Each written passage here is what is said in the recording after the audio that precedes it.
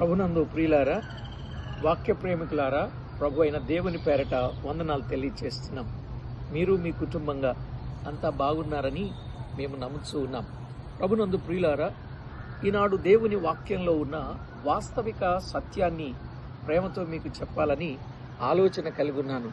అదేమంటే, ప్రతి క్రైస్తవుడు సత్క్రియలు చేయవలెనని దేవుని వాక్యం తెలియజేస్తుంది. అసలు సత్క్రియలు అంటే ఏమిటి?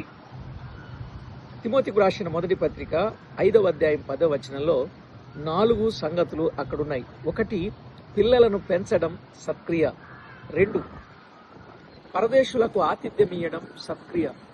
3, పరిశుద్ధుల పాదములు కడగడం సత్క్రియ. 4, శ్రమపడు వారికి సహాయము చేయడం సత్క్రియ. 5, ఫిలిప్పీలకు రాసిన పత్రిక 1:3 ప్రకారంగా సువార్త ప్రకటన సత్క్రియ.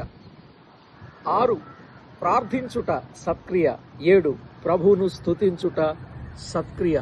కనుక ఈ సత్క్రియలను మనమంతా చేసి రేపు ప్రభు ఎదుట తల ఎత్తుకునేటట్లుగా మన జీవితాన్ని మనం జాగ్రత్త చేసుకోవాలి. ఆ విధంగా సిద్ధపడాలని ప్రభు పక్షంగా ప్రేమతో మనవి చేస్తున్నాను.